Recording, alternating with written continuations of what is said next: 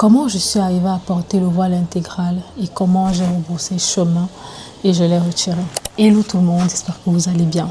Moi ça va, bienvenue dans une nouvelle vidéo. Ça fait longtemps que je ne sais pas parler comme ça. Donc bienvenue dans une nouvelle vidéo dans laquelle je vais vous exposer un peu de ma vie religieuse. Nous sommes en plein mois de Ramadan. J'ouvre cette discussion pour vous exposer mon cheminement. C'est une histoire, je pense, qui pourrait vous édifier. Et je pense que vos commentaires par rapport à l'histoire m'édifieront aussi, raison pour laquelle je viens devant vous aujourd'hui la partager.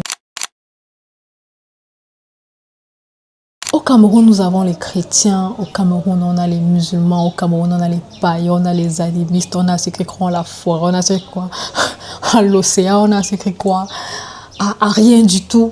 Bref, on a un peu de tout au Cameroun. Grandir au Cameroun, c'est se rendre compte que montrer ses cheveux n'est pas un acte militant comme je le vois dans la plupart des médias occidentaux. Mais c'est juste normal. Donc c'est ta vie. J'ai grandi dans une famille musulmane depuis mes arrière-grands-parents. Mes arrière-grands-parents étaient musulmans, mes grands-parents étaient musulmans, mes parents sont musulmans et moi aujourd'hui je suis musulmane. Et dans ma famille, la plupart des femmes portent le voile. Et chez nous, porter le voile se résume à un vestimentaire ample et à la couverture des cheveux. C'est-à-dire que si vous voyez une femme comme moi, comme ça, là, elle se couvre la tête. Pas totalement parce que derrière, il y a quand même les cheveux qui se voient. Je ne me couvre pas les bras, je ne me couvre pas le cou.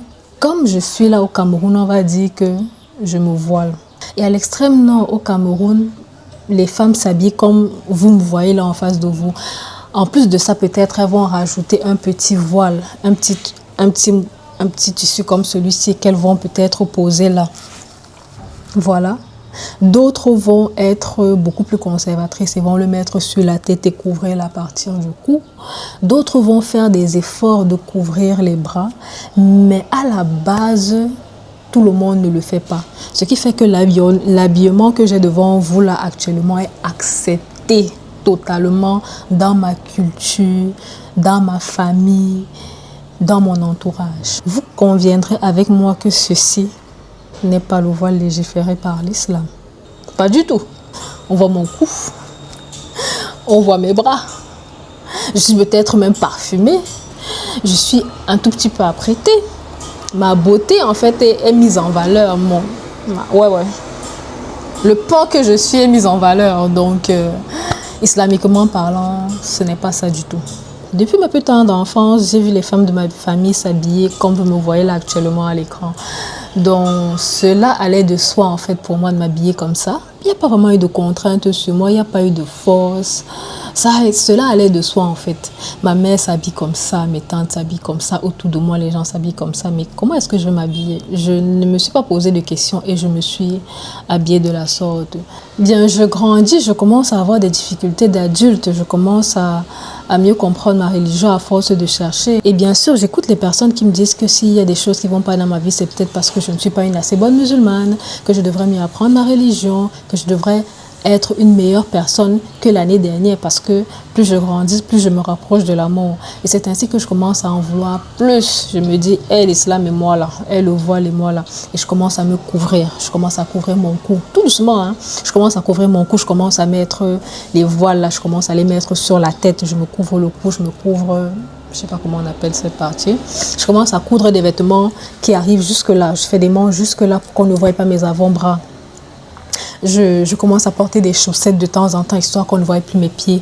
Du coup, à un moment donné, mon voile était acceptable. Bon, pas acceptable parce qu'il y a un seul voile, mais je m'efforçais à me couvrir davantage.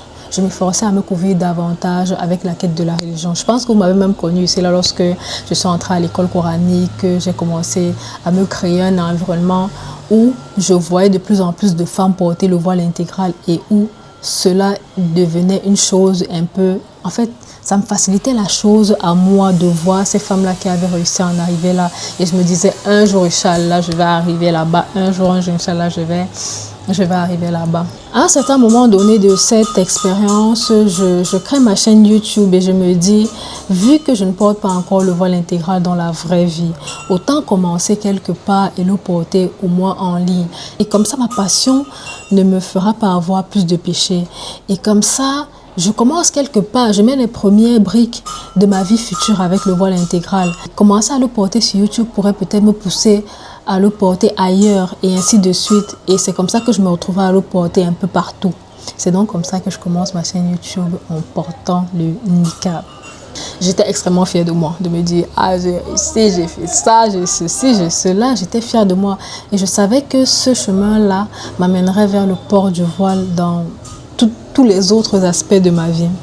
Ma famille me trouvait bizarre parce que je sortais du cadre de la culture locale. Et c'est là où je comprends que le voile qu'on porte dans mon environnement à l'extrême nord, le voile qu'on porte à l'extrême nord dans le cas général, ce n'est pas un voile qu'on porte pour Allah, c'est un voile qu'on porte pour être accepté socialement. Je devenais plus religieuse que la culture le prévoyait et ça m'a fait un énorme choc. Par exemple, dans mon travail actuellement, je me suis présentée comme une femme musulmane. Je me suis présentée comme une femme qui ne touche pas les hommes. Et c'est quelque chose qui a énormément suscité de questions. C'est-à-dire, les gens se sont rapprochés de moi pour comprendre pourquoi et comment. Et je leur ai expliqué comment ça se passe chez nous. Que chez nous, les hommes et les femmes ne se touchent pas, les hommes et les femmes ne se mélangent pas. C'est vrai qu'on partage des bureaux, mais j'essayais de maintenir une certaine distance avec les hommes. Et eux, ils ont plus accepté le voile que je portais que ma famille. Et qui ne sont pas musulmans, bizarrement.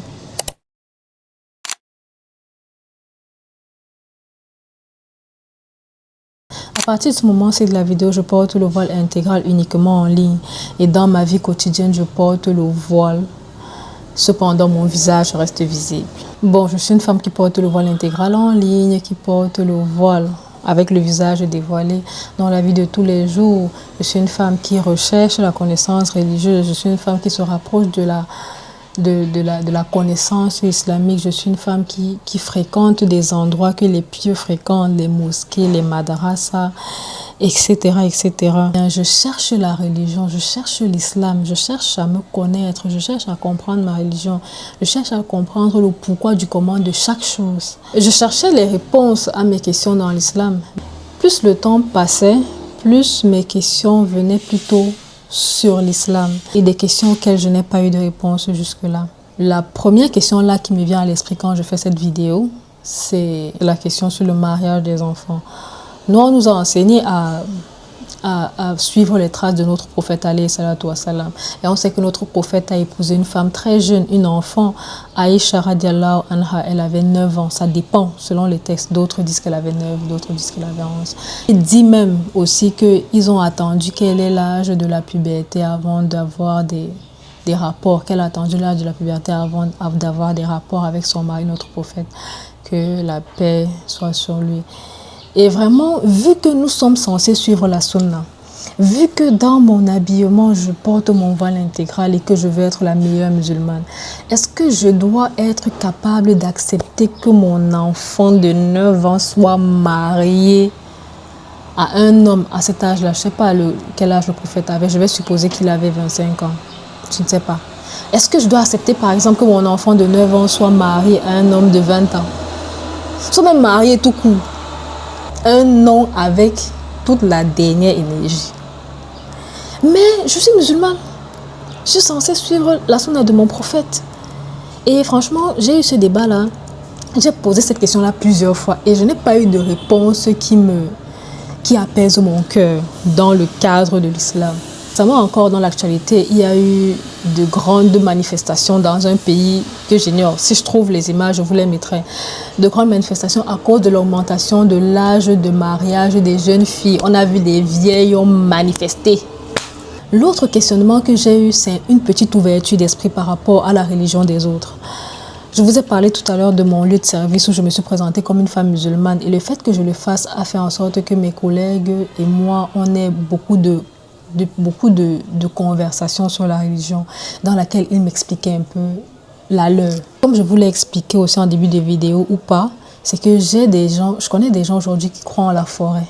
parce que, par exemple, ils viennent d'une zone forestière. Je connais des gens aujourd'hui qui croient en l'océan parce qu'ils viennent d'une zone dans laquelle il y a l'océan. Je connais des gens qui croient au crâne. Les Bamileke chez nous, ils croient au crâne, ils croient à leurs ancêtres, ils vénèrent leurs ancêtres, ils nourrissent leurs ancêtres. Je connais des gens qui croient en Marie et en Jésus. Ces personnes-là m'ont expliqué leur cheminement religieux et j'ai trouvé ça logique. Par exemple, ils ont estimé que quelqu'un qui a vécu dans le désert, un peu comme notre prophète alayhi salatu wassalam, là-bas au Moyen-Orient, ne peut pas comprendre les difficultés qu'il y a eu pour les peuples de la forêt. Je ne sais pas si vous voyez ce que je veux dire. Et que sa sunna ne peut pas être appliquée pour les peuples de la forêt parce qu'ils ne vivent pas dans les mêmes environnements. Là-bas, c'est le désert, ici, c'est la forêt. Donc, pas appliquer les mêmes règles pour la vie quotidienne. Et ça, quand même, je l'ai compris. Raison pour laquelle eux aussi se disent qu'il est plus logique de croire ou de vénérer leurs ancêtres. Parce que leurs ancêtres ont vécu avant, ils ont eu la connaissance. Et ce sont eux qui peuvent leur donner des réponses à leurs problèmes. Pas notre prophète, par exemple, qui vit au Moyen-Orient, ou bien Jésus qui a vécu aussi au Moyen-Orient. Je ne sais pas si vous voyez un peu ce que j'essaie de mettre en avant. J'ai compris ce qu'ils m'avaient expliqué. Sans problème, j'ai compris en fait ce qu'ils ont dit. Maintenant que je vous ai un peu expliqué mon cheminement et que vous savez les raisons pour lesquelles j'ai commencé à douter de ma religion, tout ce contexte-là m'a poussé à faire de moins en moins d'efforts en ce qui concerne la religion. Ce qui fait que petit à petit, j'ai arrêté de porter le voile intégral sur les réseaux sociaux. Parce que je me disais, je ne suis même pas sûre. J'ai rebroussé chemin au point même de ne plus porter le voile. Vous avez des vidéos ici où je ne porte pas le voile. Vous avez des vidéos dans ma chambre ici où je ne porte pas le voile. Sauf que le voile maintenant faisant partie de mon identité, je l'ai toujours porté. Dans ma famille, on le porte. Socialement, tout le monde sait que je le porte. Je me suis déjà présentée comme une musulmane qui ne se mélange pas. Ben, je ne me vois pas venir donner un autre narratif aux gens. Donc, je continue de le porter. Et les seules fois même où vous me voyez sans voile ici, c'est lorsque je suis dans ma chambre. En sortant là, je ne fais pas ça. Et Kalimat sans voile, je ne suis plus sûre que ce soit Kalimat en fait. Voilà un peu ma hijab story et aussi mon histoire de dévoilement en fait. Voilà comment ça s'est passé pour moi, voilà le contexte dans lequel ça s'est passé. Si vous avez des réponses aux questionnements que j'ai posés, merci de me donner votre point de vue en commentaire tout en restant poli et courtois. Dites-moi si vous portez le voile en tant que musulmane. Dites-moi si vous ne le portez plus. Dites-moi si les questionnements que vous avez vous ont amené à faire de moins en moins d'efforts. Ou bien si les questionnements que vous avez vous ont de plus en plus poussé vers la religion. Voilà un peu mon histoire. J'espère que la vidéo vous aura plu. J'ai trouvé opportun d'aborder ce sujet vu que nous sommes en plein mois de Ramadan. J'espère aussi que le Ramadan se passe bien pour vous et pour votre famille. Le ton sur lequel j'aborde ces vidéos, c'est vraiment un ton conversationnel. Je ne me sens ni au-dessus ni en dessous de vous et je ne vous vois ni au-dessus ni en dessous de moi. Et j'espère qu'on saura se respecter dans nos interactions et dans nos commentaires. Donc, je vais vous laisser. Merci d'avoir regardé jusque-là. Likez, commentez, partagez pour soutenir la chaîne. Et je vous dis à très bientôt pour une nouvelle vidéo. Bisous.